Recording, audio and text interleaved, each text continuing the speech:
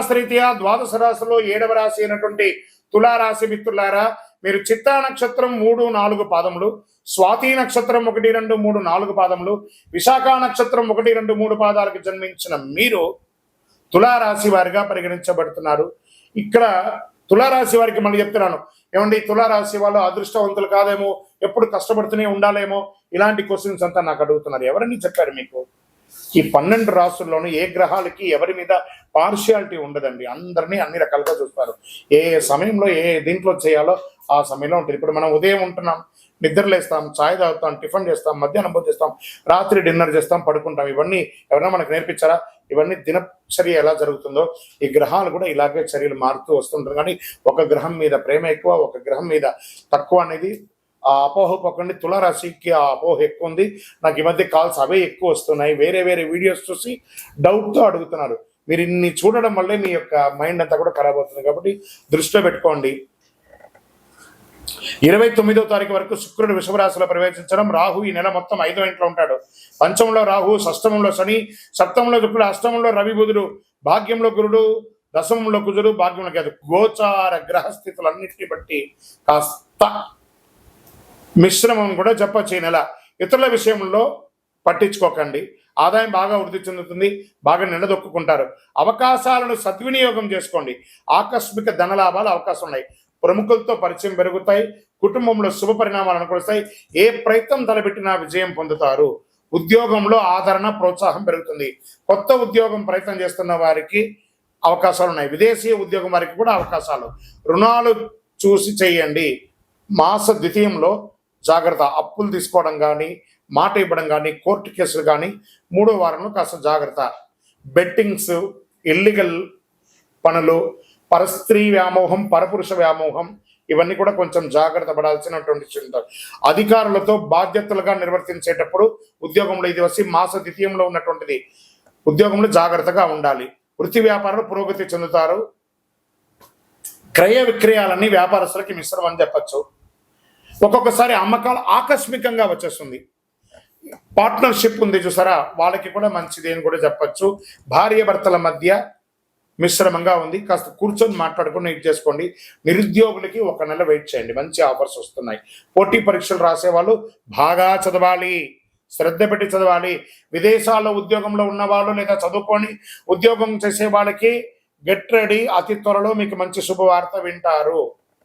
మాస ద్వితీయంలో చిన్న చిన్న ఇబ్బందులు, మీపై దూషణ చేసే అవకాశాలు ఉంటాయి. పర్మిషన్స్ లేట్ అయ్యే అవకాశాలు ఉంటాయి. విలువైన వస్తువులు మిస్ప్లేస్ అయ్యే అవకాశాలు ఉన్నాయి. శత్రువులు కొంచెం యాక్టివేట్ అయ్యే అవకాశాలు ఉన్నాయి. అధిక ప్రయాణాలు చేయకండి. వాహనం నడిపేటప్పుడు జాగ్రత్త. బంధుమిత్రులతో మాట పట్టింపు జాగ్రత్త. మీతోనే ఉండి మిమ్మల్ని ఇబ్బంది పెట్టే వాళ్ళు కొంతమంది ఉంటారు. వాళ్ళని గుర్తించి తులారాశి మిత్రులారా వాళ్ళని అవాయిడ్ చేయండి. ఆరోగ్యపరంగా ఒత్తిడి వస్తుంది.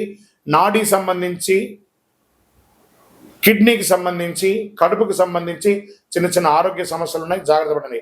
రాజకీయ నాయకులకి ఇది మిశ్రమం, జాగ్రత్త. షేర్ మార్కెట్ కూడా మిశ్రమమే. వ్యవసాయదారులకి బాగుంది. సాఫ్ట్వేర్ రంగం వారికి కూడా మిశ్రమమే. మీడియా రంగం వారికి, స్పోర్ట్స్ రంగం వారికి కాస్త బాగుందని చెప్పచ్చు. వివాహం కాని వారికి శుభ సమయం అని చెప్పచ్చు. అదృష్టం కలిగించే రోజులు ఈ నెల 2, 5, 8, 12. అదృష్ట సంఖ్యలు 1 మరియు 3. చంద్రాష్టమం 22/6/2025 11 గంటల 3 నిమిషాల నుండి మొదలు పెడితే 24వ తారీఖున 11 గంటల 48 నిమిషాల రాత్రి వరకు చంద్రాష్టమం ఉంటుంది. 2.5 రోజులు జాగ్రత్తగా ఉండండి. సంకష్టహర చతుర్థి రోజు గణపతికి గరికతో పూజ చేయండి. దుర్గా సప్తశతి పారాయణం చేయండి.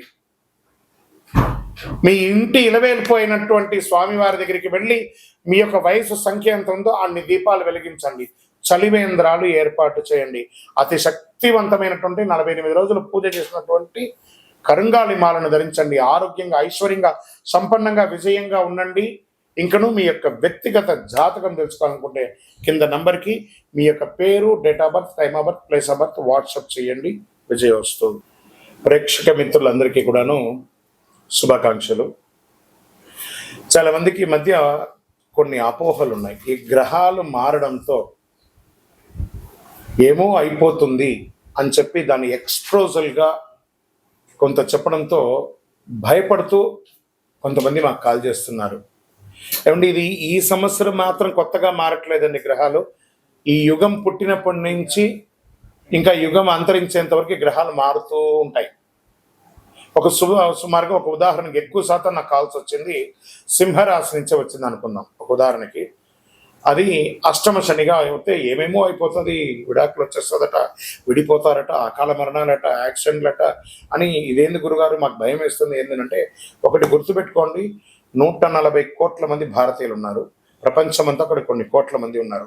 అందులో నుంచి మనం బైఫర్కేట్ తీసుకుంటే ఒక్కొక్క రాశి వారు 20 కోట్ల 30 కోట్ల మంది ఉన్నారు అనుకున్నాం. ఇది గోచార గ్రహస్థితియే. గోచారం అంటే మీకు చిన్న ఉదాహరణ చెప్తాను చూడండి. ఈ భాగ్యనగరం ఎత్తుకుంటాం.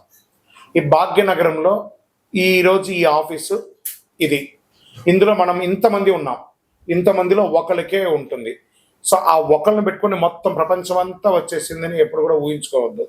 మళ్ళీ చెప్తున్నాను, గోచార గ్రహస్థితి ద్వారా వచ్చేది మీ వ్యక్తిగత జీవితానికి ఒక 20 నుంచి 30% మాత్రమే.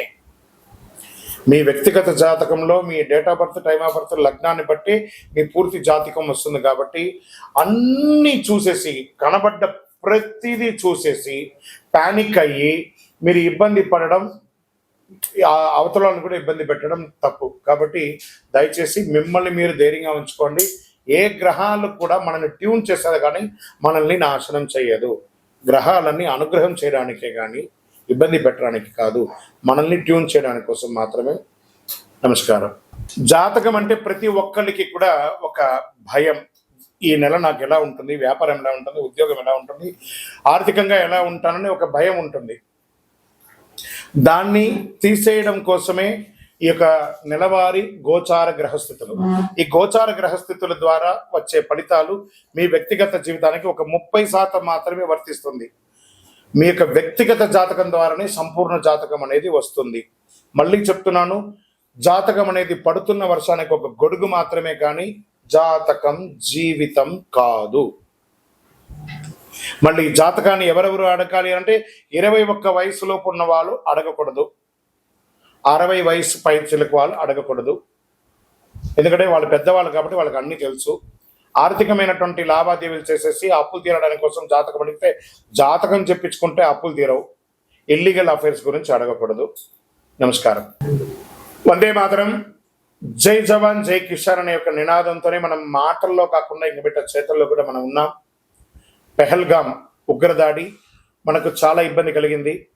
దానికి ధీటుగా మన భారతదేశ ప్రభుత్వం తీసుకున్నటువంటి నిర్ణయాలతో చాలా అద్భుతాన్ని, విజయాన్ని మనం సాధించాం.